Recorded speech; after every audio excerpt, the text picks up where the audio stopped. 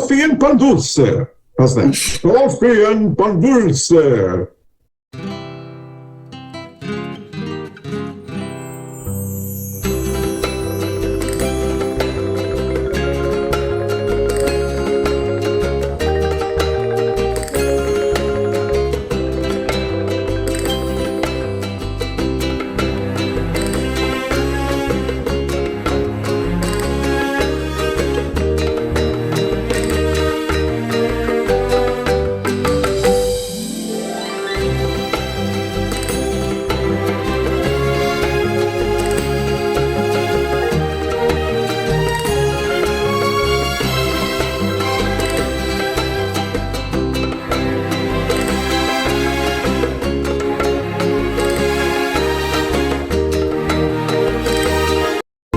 Hey, I'm Christian Cano. You're the co-host. My buttons are Moms Demand Action, Gunsmiths Legislation, Healthcare for All, Medicare for All, and also in my heart, Black Lives Matter on behalf of Joe Oldham, who's a guest of ours who passed away last year. That's it.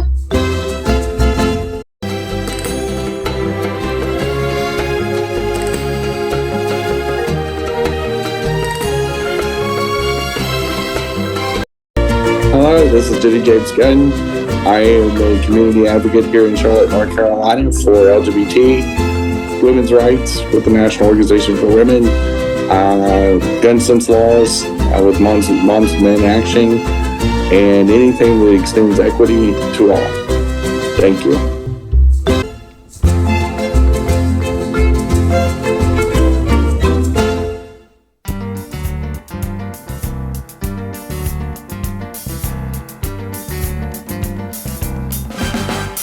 Good morning, everybody. We have a special edition of Coffee and Pan Dulce this morning, and y'all are in for a treat. We have two fabulous guests that I'll let Christian introduce, and our little bootleg show here. It is April 16th if you're seeing this for the first time when it drops.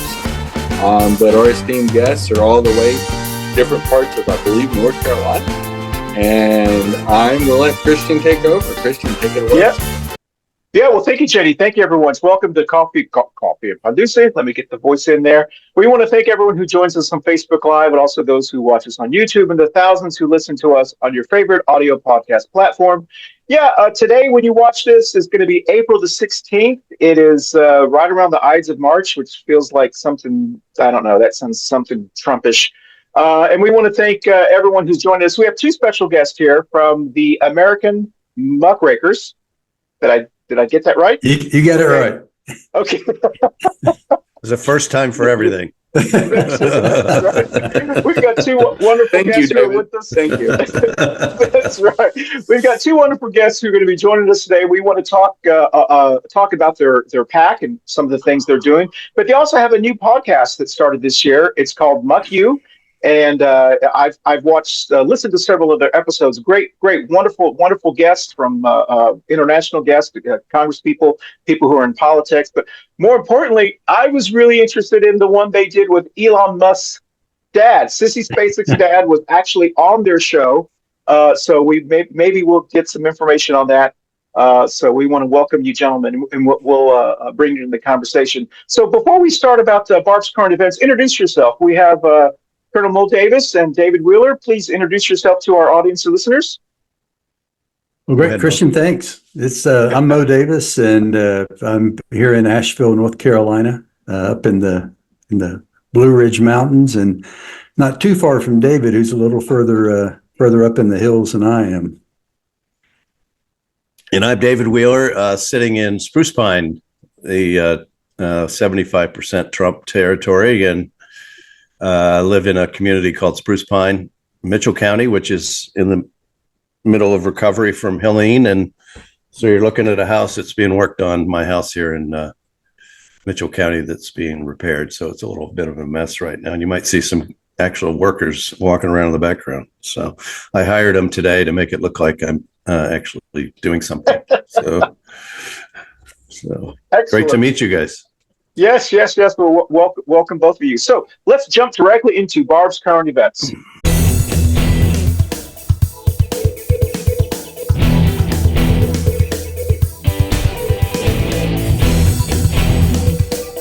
And this is Barb's current events.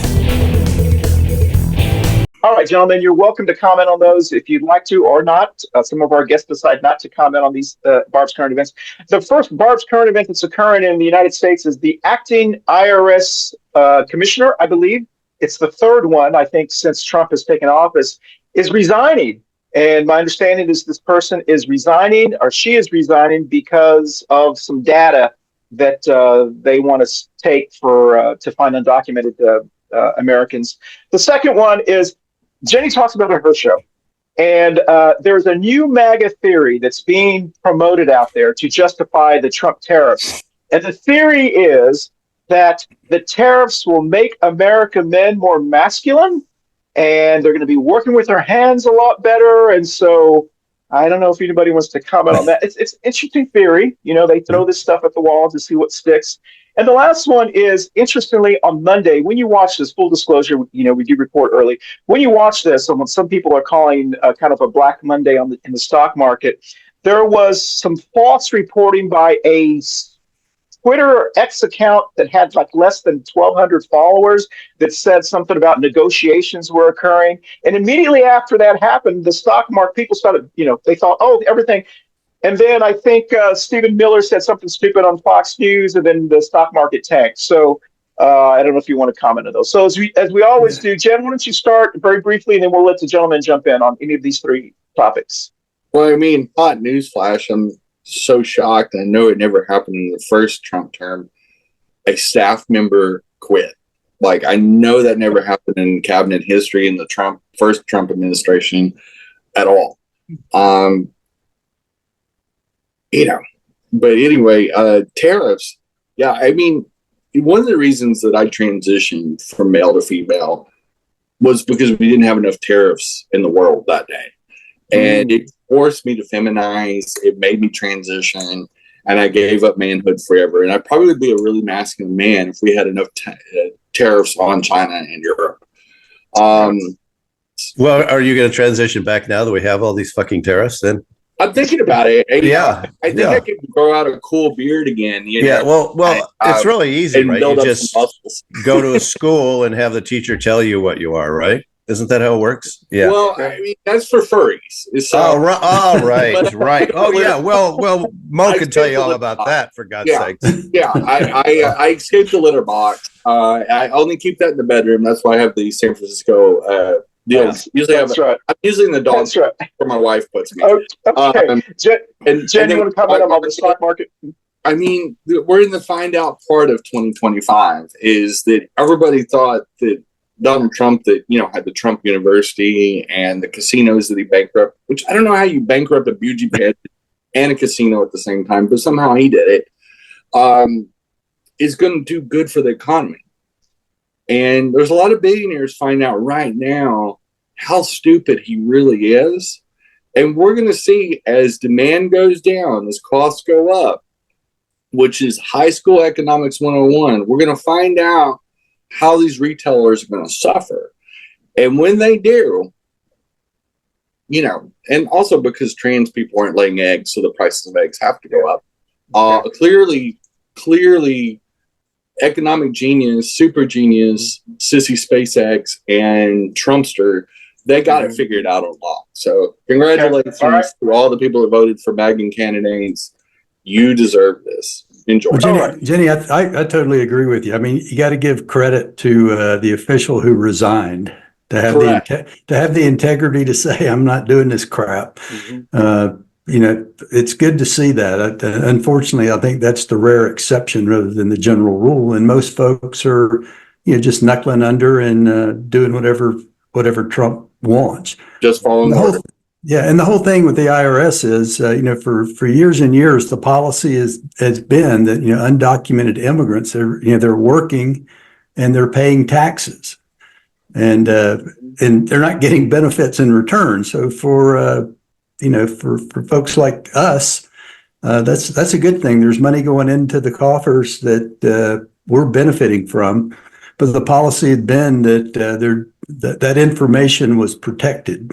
That if you're undocumented, you could file your taxes without fear of retribution. And of course, now we have the Retribution Administration in charge, and now that's what I think the hullaballoo's about is they want that IRS data so they can go after undocumented immigrants, which puts them in a catch-22. They're trying to comply with the tax laws, but now if you do, then you're at risk of getting packed off to a prison in some hellhole. So it's just a horrible situation. Well, an undocumented, so I grew up in San Antonio, Texas, and South Texas. I grew up 90 minutes from the international southern border. And migrant workers fuel the economy of South Texas. Between the orange groves, the cotton fields, a lot of people don't know South San Antonio, it's almost all agricultural work. Migrant workers made the San Antonio population swell up to about 1.5 million people. Hundreds of thousands of people drove that economy. And the local sales taxes that they spent money on, they didn't live in a pod. They actually lived and worked in the greater San Antonio, South Texas area. So now you are completely correct. They contributed to income taxes, Social Security taxes, to local sales taxes, hotel motel taxes if need be, gas taxes, all those things that help fund our schools, our roads, our necessary infrastructure are funded also by immigrant hands as well. Yeah. And, that is a reality that we're facing is again, it's economics 101. Sure. Thanks, Jen. Hey, Mr. Wheeler, do you want to jump in on any of these three topics before we end this segment? Well, I'll lump them all together if that's all right. I think I was of the opinion that there was a master plan to fuck us all over when he came into office. I think there still is that master plan called Project 2025, but I don't think Trump's ever read it. And I think he thinks he's the master. I'm not sure what plan he's the fucking master of. And I think he's just pulling this stuff out of the air. And it's about retribution for him. He also wants people to come in and kowtow to him and be the deal maker. And trust me, there's some grift involved here too. So these tariffs things, let's say Vietnam, that's an outlier because they came back and said, we'll have a 0% tariff with you guys if you'll give us 0% back. And Trump said, no, that's not what I want. Well, what do you want then? I don't understand this. But, there will be two things that he grifts on. Number one, he will meet with these heads of state and their senior staff, and he'll say, okay, great. We got this deal on tariffs. Now, don't forget about my meme coins. I got some meme coins out there. So when you guys go back to your country, make sure you buy some of that shit. And then the second thing he's going to do is Eric and his other fucking bumblehead kid is going to be out there doing deals for hotels in these foreign countries. Trust me. Follow the money. And that's what this is all about in my mind. It's not a master plan. He doesn't give a shit about Project 2025. He cares about those people and getting their votes and their money. But, I don't think he's just checking off every day that plan. Excellent. Hey, let me add that I don't say a lot of good things about Tom Tillis, but and I'd never say anything good about Ted Dudd. But Tillis, I don't know if you saw in the hearings that they had that he was conducting, where he said, whose throat do I get to strangle when these tariffs, blow up? So that's an interesting thing you say that, Colonel Davis, because those of us who live here in North Carolina know that Tom Tillis does become very moderate right before his elections, and he becomes very reasonable. So he's. Right. Well, I'm hoping I got my fingers crossed that Roy Cooper's going to take him out in 2026. That's right. I think Roy Cooper or Wiley Nickel if Roy doesn't get in. I think either one of them kick his ass. Oh, excellent. All right. Listen, we're finished with the second break. We'll be right back on Coffee and Pan Dulce right after this. Hey, y'all, you can watch us on YouTube, Facebook, and your favorite audio podcast platforms. You can catch your special editions of Coffee and Pan Dulce, as always. And we appreciate y'all listening. And we're going to do more episodes. We're going to do some zany things in 2025. And most of all, we're going to have lots of fun, as always. Thanks for listening. And look for the new shows. Appreciate it. Hey, everyone. Thank you so much for watching our Coffee and Pan Dulce show every week. Don't forget, you can watch us visually on our video podcast platforms on Facebook and YouTube. But you can also listen to us on your favorite audio podcast platforms like Apple, Amazon, iHeartRadio, Spotify, and all of the other ones that your favorite, whatever your favorite is. Once again, thank you for watching us on Coffee Pan Dulce. We'll dance out. Hey, y'all, thanks for watching, and support local Black and brown businesses, including our sponsor, Manolo Bakery. That has some fabulous pastries, food, king cakes, all kinds of specialty cakes, swallows, and much, much more. Some of the best food you eat in Charlotte, North Carolina. Again, Manolo's Bakery, right here in East Charlotte. Thanks for watching. Hey, y'all, thanks for watching the Florida shows. They've been wildly successful. Obviously, it's a topic that you guys have enjoyed and wanted to know more of. And we like talking about the dumpster fire. They used to be the state of Florida, and we'll probably talk about it some more this summer. Thanks for watching, y'all. Bye, y'all. Thanks for watching. Hey everybody, hope you're enjoying the Coffee Pan Dulce Show. This is me, Yorense, a new host here at the Cannis Media Shows. I will be doing the new show, Espera Que, here every Thursdays at 7 p.m. on your favorite podcast platforms, YouTube, Facebook, wherever you like to listen to. So, hope to see you on my show, and hope you have a wonderful day. So we have a great fall lineup, and we encourage you to tune in to many of our fabulous shows, like our Say show, and many more things in October and November as well. Thanks for watching, as always, and we'll see you next time. Bye, y'all. Hey, y'all, thanks for watching our spring shows and sticking with us. And we've got a fabulous summer lineup. I hope y'all are excited as I am. And let's enjoy our summers. Hot Girl Summer 2024. See y'all. Bye, y'all. Bye, y'all. Welcome back, everyone. Thank you so much. Great segment. Now we want to talk about the PAC, American Muckrakers.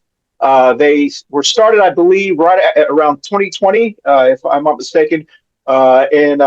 We spare no expense on research here. So I did the Google machine, and it looks like this was started right after your election, Colonel Davis. I don't know if both of y'all want to give us a history of how your PAC started and so forth. Yeah.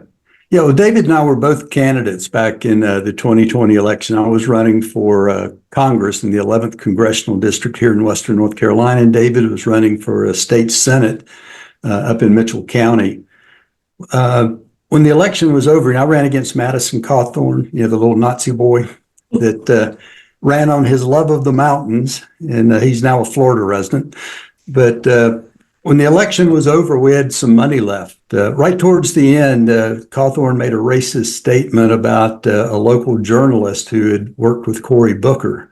And that really pissed off Cory Booker. So Cory sent an email to his donors saying, hey, support Moe Davis. And so we had this big wave of money came in the last week of the campaign. It was, too late at that point to spend it. So when things were over, David and I got together and said, what can we do to make sure Madison Cawthorn is a one and done? And so that was the objective in starting the PAC, was to make sure that his 2 years in Congress was all that he was going to be doing. And we succeeded in doing that. We took him out and when he ran for re-election in 2024. And like I said, saw the video. Yeah. Yeah. Where he's his bare butt humping his male cousin. So, that here in Western North Carolina, folks. Talk about furry. That was disgusting. Yeah. But we had a lot of fun with it though, guys. We looked at it from a opportunistic standpoint. In that, the Democrats are really bad at playing politics lately, especially out here in Western North Carolina. I got to just be honest, and I'm never going to run for office again, so I don't give a shit what they think. But, never say never. We got involved in the Republican primary, and we got Democrats to change their registration from Democrat to independent or unaffiliated, and we got about 3,500 of those Democrats to do that. And Chris Cooper over at Western North Carolina or Western University, Carolina University, did a study after the fact and confirmed that. And Cawthorn only lost by 1,400 votes. So were we the only reason he got booted? Probably not, but we played a big part in it. And we did that for about $100,000. Think about all the money that goes into getting rid of Marjorie Taylor Greene. 2 elections ago, that was $16 million to try and get rid of her. We got rid of Cawthorn with $100,000 and some strategic thinking. And you know, the worst part of it, guys, was that we got pilloried by the local Democratic Party. These motherfuckers didn't realize the strategy in getting rid of the guy. Now, the guy who replaced him was Chuck Edwards, who isn't much better. Well, he keeps his pants on. So he keeps his pants on, and he pretends like he cares about the district, and he is a little more responsive, but he's still a dipshit. So we got rid of one of the worst members of Congress, and the Democrats in Buncombe County still think Moe and I are part of the problem. You know, we actually followed that on our show when that was happening. I remember when that was happening, and we had a nickname for MTG, Laura Boebert, Matt Gaetz, Dan Bishop, and Matthew Cawthorn. They were called the Trash Squad. And we remember when you guys released the video, and we had a couple of shows talking about it.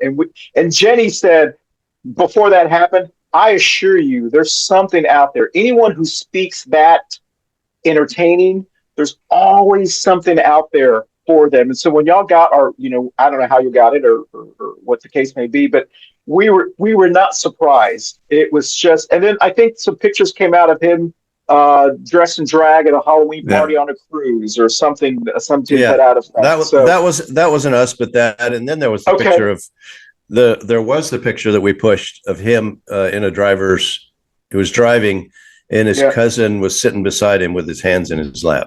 So, typical, typical member of Congress. Yeah. Well, exactly. Let's come forward. I'm a little perturbed. You saw the Democratic Congressional Campaign Committees put out their list of races they're going to get behind for 2024, and you'll notice there's not a single one in North Carolina that they're going to try to work for. So, this district where we are out here with Chuck Edwards, it's the most competitive race in the state of North Carolina. Cook Political Report says this district is down to an R+5. Wow. And when these tariffs kick in and all the other bullshit stuff Trump's doing, when folks start feeling the pain out here, this is a district that could be won, but the Democratic Party is going to ignore it. Yeah. And this is something we've said for years, and it's we maybe use different wording, but the one of the things that Christian and I really, we're both Democrats as well, and Democrats are filled full of fraidy cats and copycats, but you point to recent success, and I'm talking about recent success since 1992 on. And if you look at the Bill Clinton campaign in 92 and the Obama campaign in 2008, for example, both won on a lot of mainstream issues, but they didn't fear being aggressive.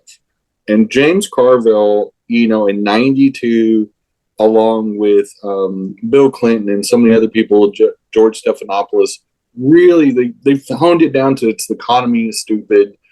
I feel your pain. The audacity of hope with President Obama. And it was a very simplistic, very powerful message, but they hammered it home.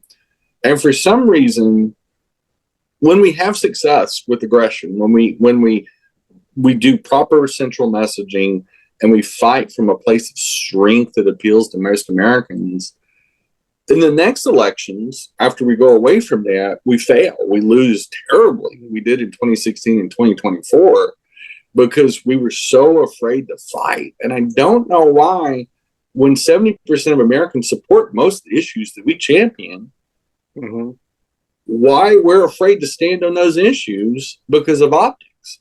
And I can get that they're going to shy away from certain issues like the transgender community, for example, certain human rights, things of that nature. But I wonder why we are so afraid to talk about what Biden did for the economy. Well, some of the Build Back Better stuff, the capping for seniors on prescription drugs, monumental landmark legislation that had some bipartisan support. Sure. Number one, creates jobs, and two, keeps America competitive on the world stage. Why do we run away from those powerhouse issues when we've had American presidents, Democrats, in the last 30 years be successful on moderate middle America issues, and we're the best economic presidents of the last 50 years? Okay. Well, you guys want to answer that long question? Well, I would love to get, I don't have any opinions on this stuff, but I'll just pull something out of thin air. Yeah, sure. Part of it is the fucking consultant class in this country. There are people making millions of dollars every election by just taking in donor money and then spending it.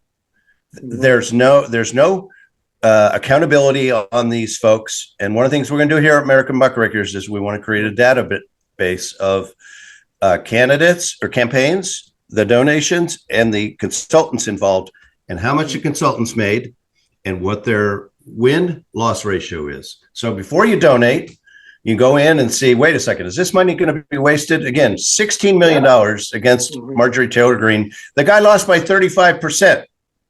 And that was in an election that Mo could have used some of that money. I could have used some of the money. Yeah. Other campaigns around the country could have used around the country to make their races more competitive. I think the second thing is Democrats spend all of their time worrying about all these tangential issues. Sure. And here's one thing that I think the Republicans got right. The Democratic campaigns, their staff, and this consultant class has lost touch with the American people. Okay. That's not to say that we need to become racist or stupid about our campaigns and our people, but they need to go and listen to these people more often. When was the last time a Washington, D.C. consultant came into Spruce Pine, where it's a 75% Republican district, and actually sat and listened to the people? So I think it's a combination of those two things. We have this stupid system with these consultants where they're making all the money with no accountability. And then secondly, the party, the candidates, and the campaigns have lost touch with what the people really want.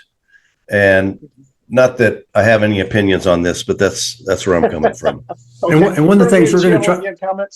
One of the things we're going to try to do this election is pick out a couple of races and support both Democrats and Republicans. Support the Democrats in the races that we got a shot. And then in those districts, if you're in a district that's an R+30, you're not going to win. So we're going to try to support the most reasonable Republican alternative, which is kind of what we did here. I mean, Sure. we'd love if we can't achieve perfect, let's at least get the least worst of what's on the other side. So, yeah, and get some of these MAGA fuckers out of Washington too. I mean, that's our goal on supporting some of the Republicans is not that we are going to agree with them or we want to support Republicans, but it is what it is. And if we can get a couple moderates elected in a primary, why wouldn't we? Maybe they'll be more reasonable in some of these votes, or maybe they'll switch. That's the other thing I just don't understand and maybe, I have a lot of respect for Hakeem Jeffries, Chuck Schumer less so, but Jeffries, I don't know why they aren't working on converting 3 or 4 of those guys. Imagine if we got 3 or 4 moderates that are in tough districts on the GOP side to even side with us just in a speaker vote. Hakeem could be speaker, but the Democrats don't use that. And Mo talks about this all the time. Why don't the Democrats use the rules to their advantage? Why didn't, why haven't other candidates? I ran for the state insurance commissioner and lost my ass, which I deserved to. I wasn't a very good candidate.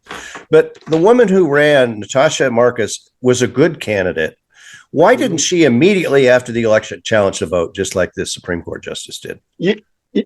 I think I mentioned with Colonel Davis when he was on the Tony Foreman show, we had kind of talked, I'm not sure if I did or not, but we talked about the exact same thing. I attended a Common Cause event up in Boone, and one of the people there asked why didn't Justice Riggs do the same thing that the guy who was suing her for in more MAGA counties and challenge their votes? And it's like the Democrats, and Jenny and I have this conversation all the time. The Democrats are so afraid we play by rules of the 1990s and the 1980s, and the Republicans and the MAGAs, they don't play by the same rules. And it's, I don't know what and the they're answer is. one or two steps ahead of the Democrats all the time. Yes. Well, yeah. It's not even playing by the same rules. It's enforcing the rules that exist. Is what I think David and Moe are saying is more so. Well, that's what we're saying. The Republicans do make up rules sometimes. Yeah. But well, it's like, it's like, we get for the rules. Like, we got vilified, for encouraging Democrats to register unaffiliated and vote in the primary, which is entirely legal and permissible. Yeah. So, they make up the rules. We're just trying to use the rules that exist to our advantage. And the Democratic Party, wanted to have us taken out and shot for being rude. It's a proven fact in the states where it was an open primary, where you could vote in any primary, Democrat or Republican. Bernie got 13% of his votes came from MAGAs. And they purposely drove votes to Bernie, tried to unseat Hillary, which was the presumptive nominee pretty much from the, she had all the gravitas behind her. We don't fight smart. We don't work smart. And I keep going back to Biden because Biden had one hell of a track record. And to see the incredible performance that he put America on his shoulders at an advanced age and fought like hell and used every ounce of his political currency and just went for broke. He swung for the fences the first 3 years of his presidency, and they completely squandered that heroic effort. In 2022, in the midterms, we completely shit the bed. We completely surrendered without a fight on women's issues, we never should have lost the midterms. We never should have lost the presidency based on certain issues. Okay. Well, listen, I'm sorry to interrupt all of y'all, but we're out of time for the second segment. We're going to have to cut to the third segment short. If you like what you hear from Jenny, she does have a show that comes on every Wednesday at 11:30. It's on Apple. Just want to let you know that's an inside joke between her and I. And it's called Two Queers in a Truck. Please join her show. And half the stuff you hear on this show, I steal from her show. Just to let you know that. So we'll be right back on Coffee and Pan Dulce right after this. Hey, thanks for listening to us as always on Coffee and Pan Dulce. And just to let you know, we're on all the audio podcast platforms. So working out or whatever, you can just listen to us. Or if you want to see our bright, shiny faces, we're on YouTube and Facebook. You can even be fans and you can comment on our shows on the Facebook platform and drown out people who don't actually listen to the show but like the flies. But anyway, we appreciate y'all and very much, and keep on listening so that Christian and I are just not sitting here talking to ourselves. Have a great year. Hey y'all, thanks as always for listening to Coffee and Pan Dulce. And guess what? As part of our Cannis Media family of shows, we have a sister show that's been running alongside the Coffee Show for 6 years, 6 seasons. And it's Two Queers in a Truck. And in fact, we've been on air, as it says right behind Christian, as we record this, in case you're watching the video version of this. It's exciting. It's a little different. It comes more from obviously the queer perspective because it's Two Queers in a Truck. And we invite you to listen to it. You don't have to be queer to listen. And I promise it most likely will not give you scabies. I can't 100% verify that, but it's just a medical rumor started by me, actually. But anyway, come out and check us out on our sister show, Two Queers in a Truck, and all the exciting 2025 news shows on the Cannis Media family. As always, thanks for listening, and we'll see you next week. Bye, y'all. Bye, y'all. Hey everybody, hope you're enjoying the Coffee and Pan Dulce Show. This is I, Yorense, one of the new hosts here at Cannis Media, doing a new show, Espera Que. We're here, I am talking all the great issues that are happening in our great country here in the USA of 2025. I'm mostly going to be working and talking about Latino men issues, but I hope anyone can come by and hear me rant about how annoying our government is. We will be here every Thursdays at 7 p.m. Hope to hear from y'all soon, and see you at my show. Up next is Two Queers in a Truck with Jenny and Christian. And hope you guys tune in. We'll see you in about 15 to 20 minutes. Thank you. Bye. Welcome back, everyone. Don't forget to join Jenny's show. And also, if you have time, join Yorense's show. Yorense is a young Afro-Latino who has a new show called Espera Que. It's a great show. He's very passionate about about what he talks about. And I think Jenny may be making a surprise appearance on his show. We'll find out. So, listen, we want to talk about the Muck You podcast. It's been very successful, and it's in its first season. It's had some great guests on there. I think former Congressperson Adam Kissinger, who I'm a big fan of, was on your show. There was, of course, the dad of Sissy SpaceX. That's who we call him, Elon Musk. But more importantly, you've had some really good people, I think, on both sides of the former Republican who's now unaffiliated, who was on your show recently as well. So we want to talk about that. But I know Jenny has one last question from Karen over from the second segment. So Jenny, you want to ask that quick question? It's a real quick question, and it's about two Democrat people, members of the House, Democrat Jasmine Crockett of Texas and Seth Moulton of Massachusetts. And what do you think about those people, and how would you compare and contrast those two? I like them. I like them both a lot. Okay. Seth supported me when I ran for Congress, so I'm certainly indebted to him for his help. And then Jasmine, that's what we need. I mean, Democrats are more concerned about being polite than winning, and we need folks that are willing to take it to them. And she's taking it to them. So we need more Democrats like the two of them that are willing to stand up and fight and not be so worried about decorum, and focus more on winning and doing good for the American people. And Jasmine, I love Jasmine. First of all, I'm single. Knock knock. So Jasmine, if you need my email, let me know. But when Trump quotes or talks about her at a Republican event, that means she's winning. She needs to keep doing what she's doing. She needs more folks. She needs to train some candidates and some of those other member of Congress to get in the middle. They got to mix it up, man. Mm-hmm. It is something that we've said, especially with Generation Z coming up and getting into the age where they can run for office, and these younger millennials, it's becoming their world, and they're going to have to. And I'm married to a millennial. I'm Gen X, but my wife is younger than me by 15 years, and I'll tell you, I am excited about their ability to use technology. My only worry is how long Democrats are going to lose over apathy.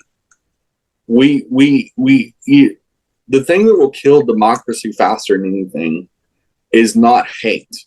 Hate you can work with, because that's an emotion that's similar to love. Love and hate are the same emotion. Apathy is something you can't work with. And my concern with Democrats is the apathy, the shoulder shrug, the wringing of the hands but doing nothing, is that a no decision is a decision. And paralysis by analysis will kill our party. It will bury us like it did in 2024. Okay. Hey, let's jump into the American Muckrakers, because we're close to the end of the show here. It's your first season. I think it's a great name, Muck You. I kind of assume how you came up with that. Talk to us about your podcast, whoever wants to talk about it. You've had some great guests on there. I specifically was very interested in, once again, Elon Musk's dad, Harold Musk. And I think I shared it with you, Colonel Davis, when you were doing another show, that was very difficult for me to listen to. I came away from it just kind of feeling dirty.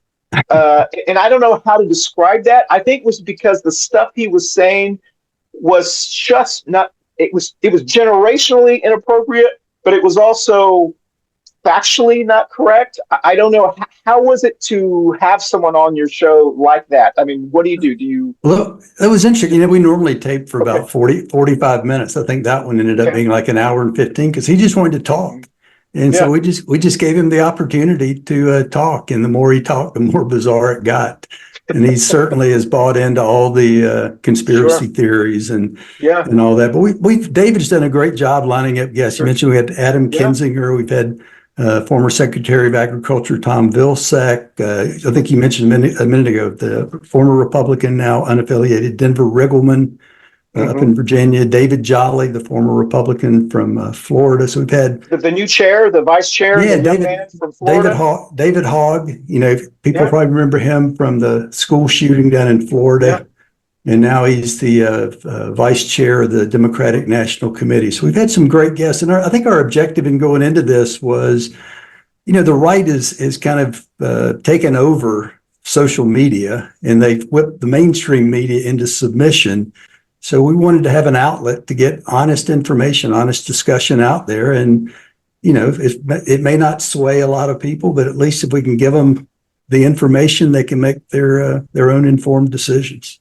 Yeah. Sure. And I'm a big fan of opposites having conversations. I really enjoy that, especially if it's civil and we're not giving up our positions. Moe and I, Errol Musk didn't change anything that Moe and I think, but it's really interesting to hear from them directly, because sometimes we may have misimpressions of these people. Now, in Errol's case, we didn't, but other Republicans, as Moe has mentioned, they're just like you and me. They're normal people. They want to make shit happen. Now they have some weird stuff about women sometimes, but that's what our show is trying to do, is trying to highlight who these people are and the difference they make in our country. And even if they're a little bit off kilter, I think it's let people make up their own mind about whether this guy's an asshole or not. And that's what we did with Muckrakers, with Lauren Boebert. We helped take her down. We don't never really take a editorial position for or against the person. We just expose them for who they are. We broke that Beetlejuice story in Colorado. We were out 2 hours before anybody else had it. And that wasn't because, we want to necessarily make fun of her, but we want people to know who she really is. So we've got some great guests coming up. Actually, in the next couple of weeks, we've got Paul Begala, who was on the Clinton campaign along with James Carville. We've got James Carville coming up sometime in May. And so we've got some great guests. We had this week earlier, I do want to point out we had an unbelievable artist. We kind of took a little break from politics. Her name is Jill Andrews. She played 2 songs. I mean, I was in tears. It was so beautiful. Yeah. It was just a lovely kind of break. But, we're trying to bring a little bit of sanity and some new ideas to the marketplace of politics. And I think we're doing a pretty good job. But we want Jasmine Crockett on this show. That's for damn sure. Hey, maybe she'll...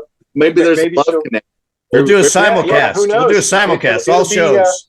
It'll be like a dating game kind of thing. Well, listen, she wouldn't have it. She wouldn't have anything to do with an old fat white guy like me. Oh, you never know. That's your story, David. Swing for the fences, buddy. Swing for the fences. You never know. I think she'd have to get a divorce first, but Oh shit, she's married. I didn't know that. Oh my god, I'm such a fool. That's how out of touch I am. You got to do your research. I'm just a liberal, rich white guy up in Mitchell County. I have no idea what I'm talking about. Right. So listen, we want to thank you both, your gentlemen. We know your time is so valuable. We wish you continued success with your PAC, but also and tell our viewers and listeners, how they can get involved, how they can donate to your PAC, they can listen to your podcast. Tell them any of your social media, your website, or whatever you want to share with them. Absolutely, American Muckrakers. And that's MUCK, Muckrakers, RAKERS.com. We would appreciate any donations that you could get there, and you can listen to our podcast there as well. Or the pod is on Apple and Amazon and wherever else you get your information. On Blue Sky, we're American.Muckrakers, and we're trying to migrate off of X just because it's such a cesspool. But Blue Sky is where we're trying to post these days. Anything, Moe? Excellent. No, I agree. It's we'd love to have you on board. So come check us out. Yeah. All right, so check them out. Our biggest market is actually California, so it's a very, very liberal market. So just to let you know that. All right, listen, thank you so much for joining us. And we want to encourage you to stay with us on next week's show, which will drop on the 23rd, and we'll have Cameron Pruitt from Charlotte, North Carolina, will be on. And the title of that show is "Do Dems and MAGAs Need Moderates to Win?" All right, so we'll see you next week on Coffee and Pan Dulce. Guess we'll dance out to the Thanks, y'all. Bye, y'all. Bye, y'all. Hey, thanks for listening to Coffee and Pan Dulce as always. Without y'all, without the audience, we'd just be talking to ourselves, Christian and I, and our esteemed guests. And we do, sometimes in the shower. But anyway, have a great week. Be safe Together? out there. Well, no, we're not married. Oh, okay. All right. There we go again. Sorry. That's right. Inappropriate white guy. But anyway, that's great. But anyway, enjoy the holidays that are coming up. We have Passover and Easter coming up if you do participate with that. But be safe out there and be kind to one another. Have a great week. We'll see you next week. Thanks, y'all. Bye, y'all. Hey, y'all. Thanks for listening to Coffee and Pan Dulce. And one of our big things is that if you missed any of our other shows, we are on Facebook, we're on Spotify, we're on Apple for the most part, and a bunch of other audio podcast platforms. So if you've missed us, come back. The water's fine. Dip on in. It's 85 degrees here in my imagination. But anyway, we have 332 episodes in the tank. You can pull up any of them. And most of all, we have fresh ones dropping most weeks. And we got 3 more shows coming. Be excited. But as always, thanks for listening to Coffee and Pan Dulce. And look forward to the 2025 season. Thanks, y'all. Hiya. Next up, thanks for watching Coffee and Pan Dulce. Next up is 2 Queers and a Track. Stay tuned. Coffee and Pan Dulce. How's that? Coffee and Pan Dulce. Sounds You great. sounded like a telenova. I mean, I'm trying this. All I have to say is go. Yes. as a non-Spanish speaker.